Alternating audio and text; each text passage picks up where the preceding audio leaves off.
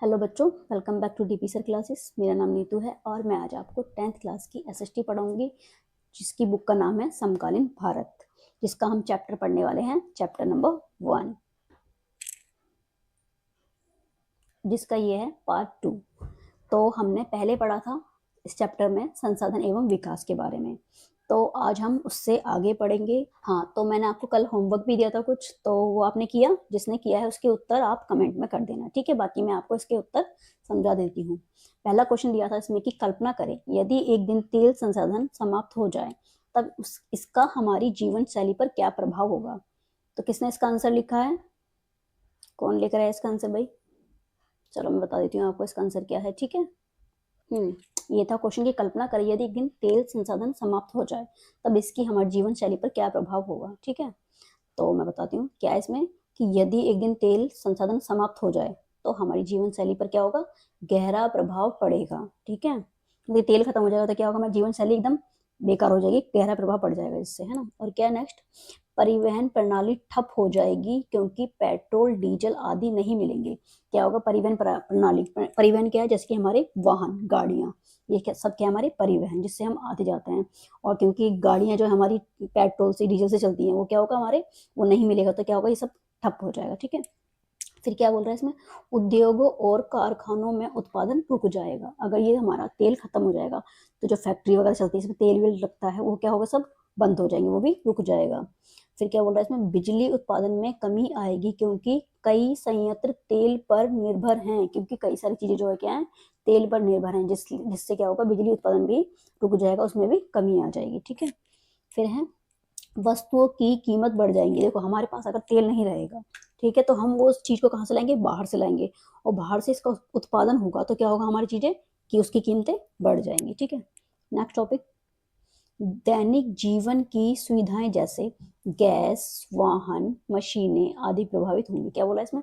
जो हमारी जो रोज की दिनचर्या है, ठीक है, उसमें क्या होगा? जो सुविधाएं की चीजें हमारी, जैसे गैस है जिससे हम खाना बनाते हैं गैस पर, वाहन है जैसे गाड़ियां हैं, मशीनें हैं जिससे, मतलब मशीनें जो तेल से चलती हैं, वो क्या होंगी? सब प्रभावित होंगी, ठीक है? जो हमारी रोजमर्रा की चीजें हैं। फिर क्या बोला ये? लोग वैकल्पिक ऊर्जा स्रोतों जैसे सौर ऊर्जा, पवन ऊर्जा और विद्युत वाहनों की ओर रुख करेंगे। फिर क्या होगा? तेल नहीं होगा हमारे पास, ठीक है, तो फिर क्या करेंगे? हम किसका यूज करेंगे? ऊर्जा स्रोत, जैसे कि सौर ऊर्जा, तो हम जैसे कि सौर ऊर्जा है उसका यूज करेंगे, पवन ऊर्जा उससे यूज करेंगे उसका, और विद्युत वाहनों का मतलब जो बिजली से चलती हैं, ठीक है, उसका यूज करेंगे। अब नेक्स्ट क्वेश्चन इसमें दिया था, ये आपको समझ में आ गया होगा, ठीक है? नेक्स्ट क्वेश्चन था इसमें कि घरेलू और कृषि संबंधी अपशिष्ट को पुनः चक्रण करने के बारे में, खराब पदार्थ को दोबारा से रीयूज करने के बारे में लोगों के विचार कर जानने के लिए अपने मोहल्ले अथवा गांव में एक सर्वेक्षण करें, ठीक है? क्या बोल रहा है? अपने गांव में एक सर्वेक्षण करने के लिए बोला था मैंने, है ना? तो इसमें देखो क्या दिया है इसका आंसर।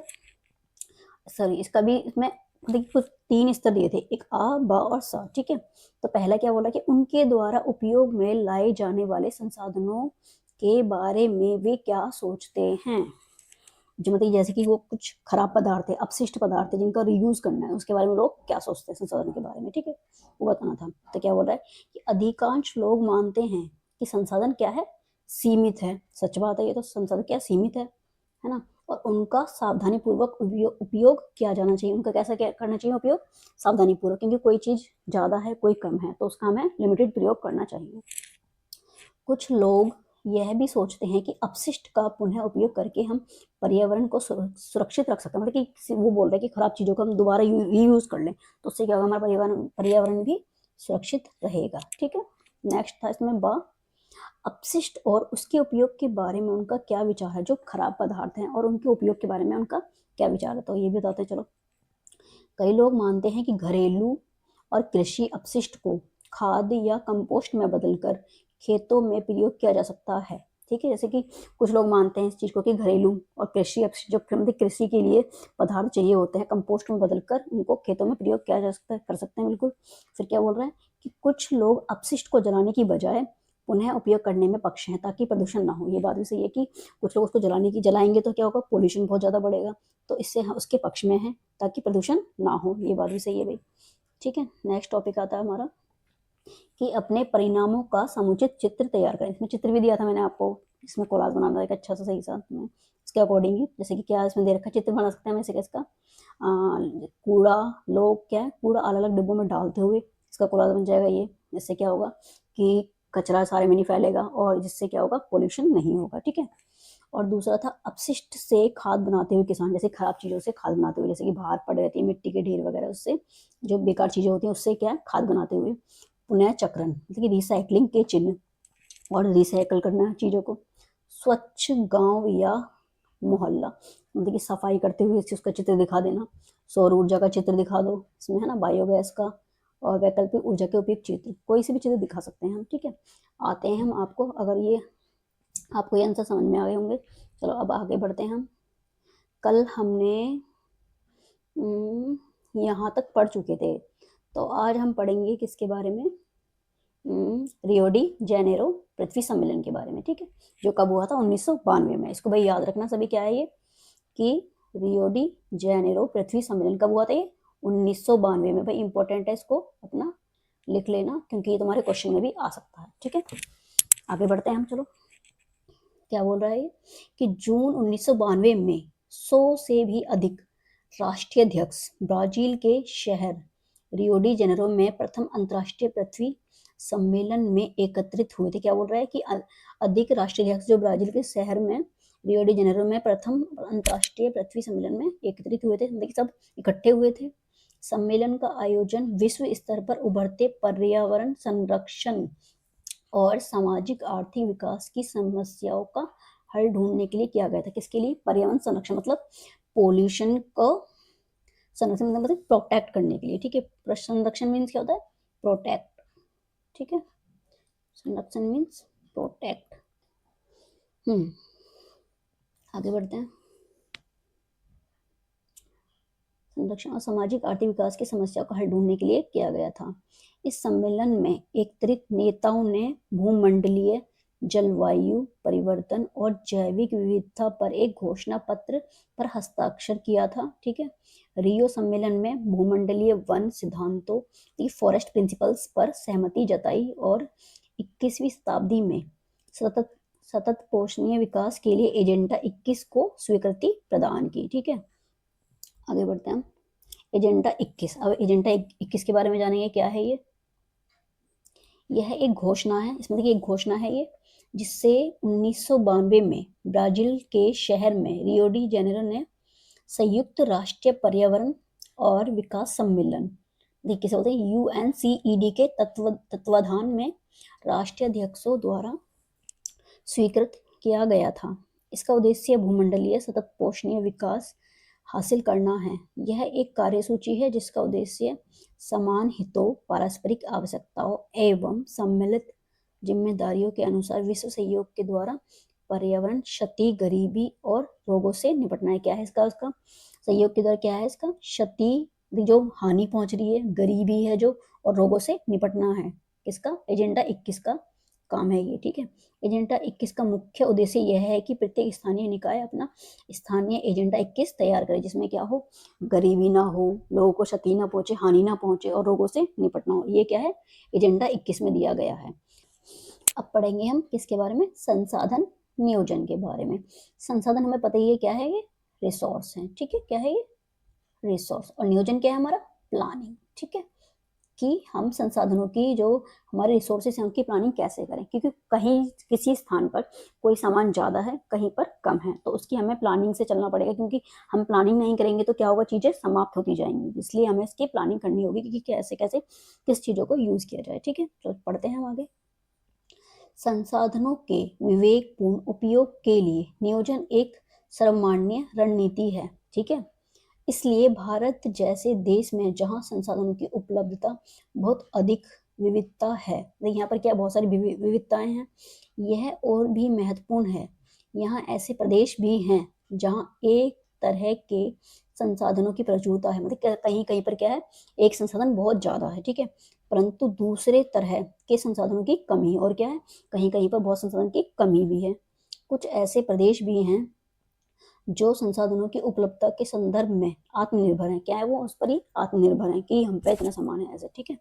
और कुछ ऐसे भी हैं, प्रदेश हैं जहां महत्वपूर्ण संसाधनों की क्या है, अत्यधिक कमी है। कुछ कैसे ऐसे भी हैं जिस यहाँ पर बहुत ही कमी है, जैसे कि इसमें उदाहरण दिए हैं कुछ कुछ, जैसे झारखंड, मध्य प्रदेश और छत्तीसगढ़ आदि प्रांतों में खनिज और कोयले के भंडार क्या हैं, प्रचुर हैं, मतलब बहुत हैं, काफ़ी हैं इसमें। तो इसको भी भाई लगा लेना है, ये तुम्हारा इंपॉर्टेंट है, क्वेश्चन आ सकता है तुम्हारे इसमें भी कि कहाँ पर जो खनिज हैं प्रचुर मात्रा में मिलते हैं। तो कौन कौन सी जगह, कौन सी जगह पर मिलते हैं, झारखंड में, मध्य प्रदेश में और छत्तीसगढ़ में। यहाँ पर क्या मिलता है, खनिज पदार्थ और कोयले के प्रचुर भंडार हैं, ठीक है, इसे ध्यान रख लेना भाई। नेक्स्ट है, अरुणाचल प्रदेश में जल संसाधन प्रचुर मात्रा में पाए जाते हैं। अब ये पूछेगा कि जल संसाधन जो हैं वो कहाँ पाए जाते हैं ज़्यादातर, तो क्या बोलेंगे हम, अरुणाचल प्रदेश में। ये भी तुम्हारा क्या है, इंपॉर्टेंट टॉपिक है भाई, इसे भी देख लेना, ठीक है। परंतु मूल विकास की कमी, और क्या है यहाँ पर, मूल विकास की कमी है। राजस्थान में पवन और ऊर्जा राजस्थान में पवन और सौर ऊर्जा संसाधनों की बहुतायत है। देखिए राजस्थान में क्या है, पवन और सौर ऊर्जा बहुत ज्यादा है, ठीक है, लेकिन जल संसाधनों की कमी है। राजस्थान में किसकी कमी है भाई, जल संसाधन की। ये भी देख लेना, ये भी, तो ये पूरा जो पैराग्राफ है, ये वाला जो पूरा पैराग्राफ है बहुत ही इंपॉर्टेंट है, इसे अच्छे से पढ़ लेना, ठीक है। इसमें से तुम्हारे क्वेश्चन भी बन सकते हैं काफी, जैसे कि खनिज मात्रा, खनिज कहाँ पर है, कोयले की मात्रा कहाँ पर है, जल संसाधन कहाँ पर है, ऐसे ही सब चीजें देख लेना, अच्छे से इस टॉपिक को पढ़ लेना। फिर क्या बोल रहा है कि लद्दाख का शीत मरुस्थल देश के अन्य भागों से अलग थलग पड़ता है। यह प्रदेश सांस्कृतिक विरासत का धनी है, परंतु यहाँ क्या है, जल आधारभूत अवसंरचना तथा कुछ महत्वपूर्ण खनिजों की कमी है। यहाँ पर किसकी कमी है, यहाँ जल आधारभूत अवसंरचना तथा कुछ महत्वपूर्ण खनिजों की कमी भी है। तो क्या बोल रहा है, इसलिए राष्ट्रीय, प्रांतीय, प्रादेशिक और स्थानीय स्तर पर संतुलित संसाधन नियोजन की आवश्यकता है। इसलिए किसकी आवश्यकता है हमें, प्रांतीय, प्रादेशिक और स्थानीय स्तर पर संतुलित संसाधन नियोजन की आवश्यकता, मतलब प्लानिंग की आवश्यकता है। इसमें एक और भाई क्रियाकलाप दिया हुआ है, देखते हैं चलो क्या है। अपने राज्य में पाए जाने वाले संसाधनों की सूची तैयार करें। जो हमारे राज्य में पाए जाने वाले संसाधनों की सूची तैयार करनी है, और जिन महत्वपूर्ण संसाधनों की आपके राज्य में कमी है, जिन संसाधनों की कमी है उनकी पहचान करना है, ठीक है, कि किसकी कमी है, क्या, देखिए कौन से संसाधन हमारे पास पर्याप्त मात्रा में है, क्या और कितने कम है, उस तरीके से, ठीक है। आगे बढ़ते हैं। भारत में क्या पढ़ रहे हैं, भारत में संसाधन नियोजन मतलब प्लानिंग। संसाधन नियोजन एक जटिल प्रक्रिया है। क्या है, एक ये जटिल प्रक्रिया जिसमें निम्नलिखित सोपान मतलब स्तर, सोपान मीन्स क्या होता है, स्तर या प्रकार, ठीक है, स्तर या प्रकार।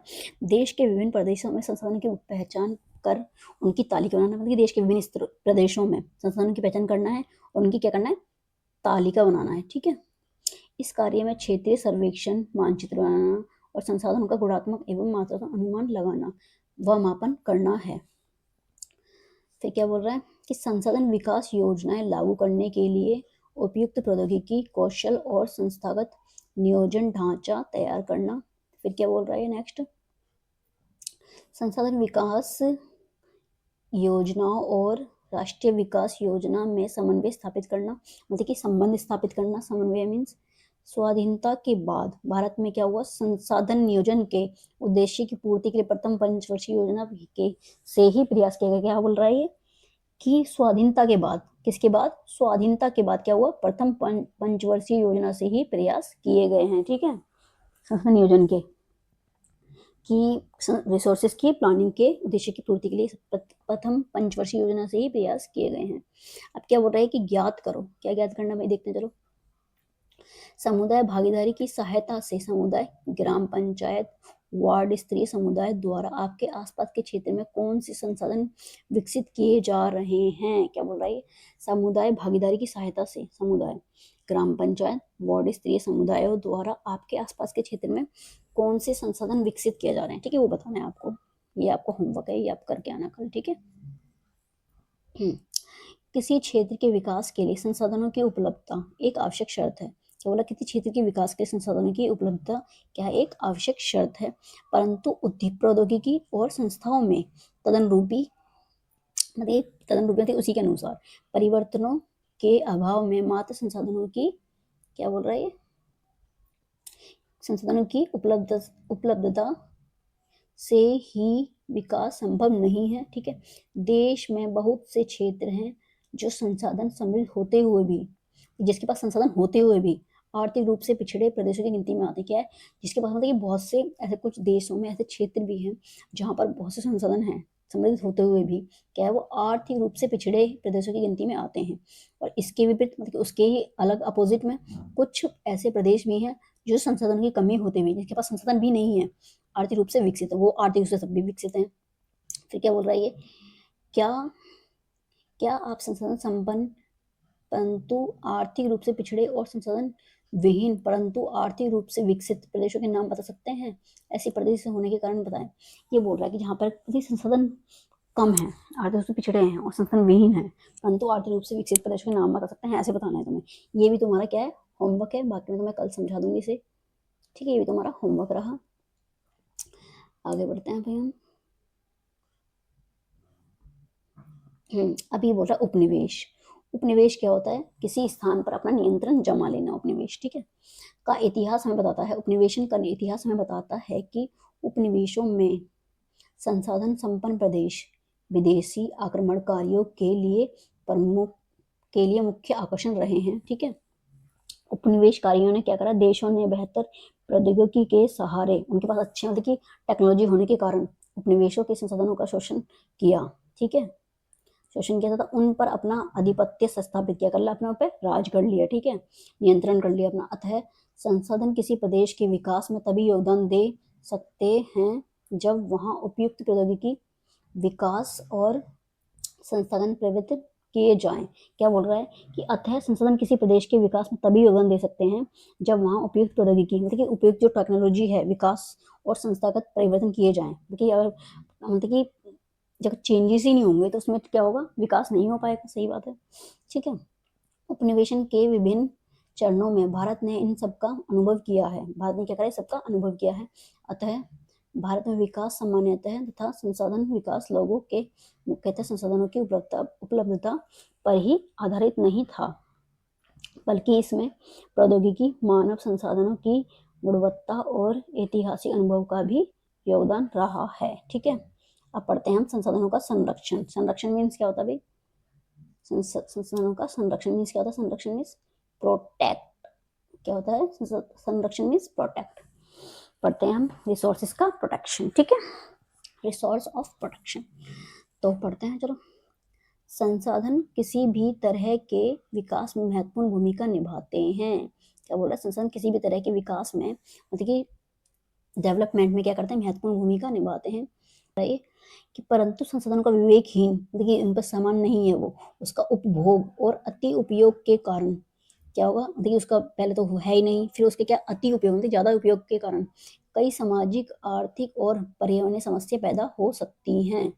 इस समस्याओं से बचाव के लिए विभिन्न स्तरों पर संसाधनों का संरक्षण आवश्यक है, मतलब कि इनको प्रोटेक्ट करना आवश्यक है। भूतकाल से मतलब कि पास्ट से ही संसाधनों का संरक्षण बहुत से नेताओं और चिंतकों के लिए चिंता का विषय रहा है कि संसाधन समाप्त हो जाएगा, इस टाइप से कि नेताओं को भी इस चीजों के लिए चिंता रही है। उदाहरणार्थ गांधी जी ने संसाधनों के संरक्षण पर अपनी चिंता इन शब्दों में व्यक्त की है। देखते हैं, चलो भाई, गांधी जी ने क्या बोला है। क्या बोला है गांधी जी ने कि हमारे पास हर व्यक्ति की आवश्यकता पूर्ति के लिए बहुत कुछ है, लेकिन किसी के लालच की संतुष्टि के लिए नहीं। क्या बोला गांधी जी ने कि हमारे पास हर व्यक्ति की आवश्यकता की पूर्ति के लिए तो बहुत सी चीजें हैं, लेकिन किसी के लालच की संतुष्टि के लिए नहीं।